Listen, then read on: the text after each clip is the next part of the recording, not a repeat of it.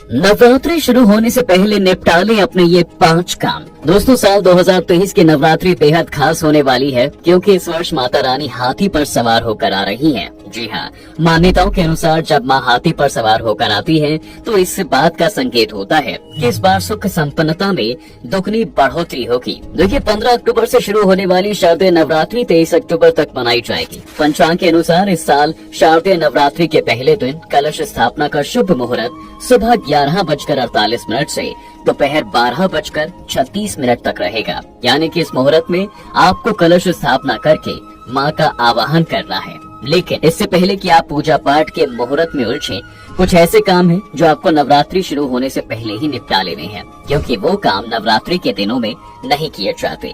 उन कामों को इन पवित्र दिनों में करना बहुत अशुभ माना जाता है। पर आप सोच रहे होंगे अब कि वो काम कौन से हैं? तो दोस्तों, माता के इस महापर्व के शुरू होने से पहले आपको अपने घर की अच्छी तरह से सफाई कर लेनी है, खास तौर से पूजा घर की।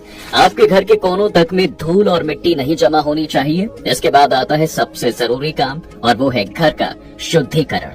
साफ सफाई के बाद पूरे घर में गंगा जल छिड़क कर उसका शुद्धिकरण करें। याद रहे कि आपको बाथरूम में गंगा जल नहीं छिड़कना है।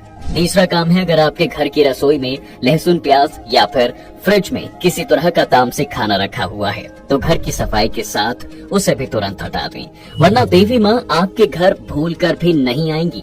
अगला है दाढ़ी मूछ बनवाना। दोस्तों, नवरात्रि के दिनों में बाल कटवाने और दाढ़ी मूछ बनवाने से सख्त मना किया जाता है, क्योंकि शुभ दिनों में ऐसे काम नहीं किए जाते।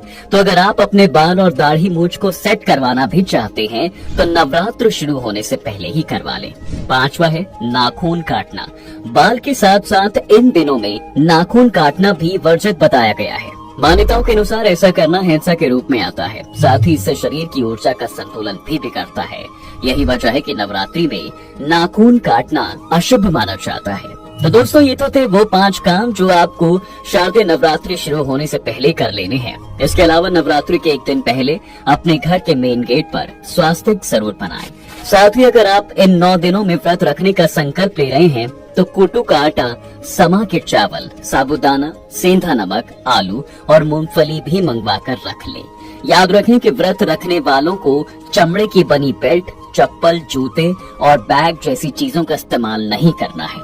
साथ ही उन्हें इन 9 दिनों तक नींबू काटने से भी बचना है। व्रत के समय आप जब भी फलहार ग्रहण करें तो एक ही जगह पर बैठकर ग्रहण करें। और हाँ, व्रत के खाने में अनाज और नमक का सेवन बिल्कुल ना करें। आपको बता दें दोस्तों कि विष्णु पुराण के अनुसार नवरात्रि व्रत के समय दिन में सोना सख्त मना है। ऐसे में अगर आपको सुस्ती, आलस महसूस हो तो आप कीर्तन, भजन या अच्छी किताबें पढ़कर अपना समय बिता सकते हैं। वहीं चालीसा, मंत्र या सप्तशती का पाठ करते समय बीच में दूसरी बातें बोलना या उठने की गलती कतई न करें, वरना इससे पाठ का फल नकारात्मक शक्तियाँ ले जाती हैं। ध्यान रखें कि 9 दिनों तक घर का कोई भी सदस्य गंदे कपड़े ना धारण करे, क्योंकि पूजा पाठ में पवित्रता का बहुत महत्व होता है। नवरात्रि के दिन देवी की भक्ति के दिन होते हैं। ऐसे में क्या खाते हैं, इसके साथ ये भी जरूरी होता है कि आप क्या पहनते हैं। इसी वजह से काले कपड़े को पूजा पाठ के समय पहनना अच्छा नहीं माना जाता, क्योंकि काला रंग अशुभता का प्रतीक होता है। बेहतर होगा दोस्तों कि अगर आप इन 9 दिनों में हल्के रंग के कपड़े ही पहने। वैसे आपको बता दें कि ये 9 दिन कपड़ों की सिलाई करने से भी बचना चाहिए, क्योंकि ऐसा करना अशुभ माना जाता है। वैसे दोस्तों, क्या आप जानते हैं कि नवरात्रि के व्रत भगवान श्री राम ने भी रखे थे? जी हाँ, एक कथा की माने तो लंकापति रावण से युद्ध करने से पहले श्री राम ने माँ दुर्गा के लिए 9 दिनों का उपवास रखा था। अब देवी भागवत पुराण में लिखी एक कथा के अनुसार श्री हरि विष्णु के अवतार प्रभु श्री राम ने भी नवरात्रि में माता रानी की न सिर्फ विधिवत पूजा की थी, बल्कि उनके लिए उपवास भी रखे थे। कहते हैं जब रावण ने माता सीता का हरण किया तब श्री राम बहुत दुखी हो गए थे। सीता जी के वियोग में वो जंगल के पेड़ पौधे, झरने, नदी सबसे उनका पता पूछते थे। सीता माँ की चिंता से परेशान भगवान राम अपने छोटे भाई लक्ष्मण से बात कर रहे थे कि तभी वहाँ पर नारद मुनि आ पहुँचे।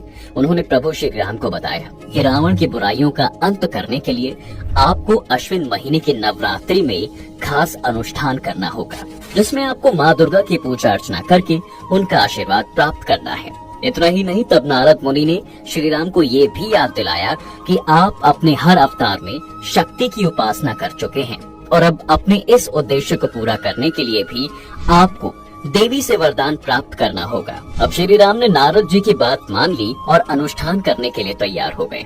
नारद मुनि ने कहा कि अधर्म का नाश करने के लिए वो हमेशा देवताओं की मदद करने को तैयार हैं। इसलिए आपको इस अनुष्ठान को पूरा करने में मैं आपकी सहायता करूंगा। तब नारद जी श्री राम के आचार्य बने और उन्हें विधिवत पूजा करने की सारी जानकारी दी।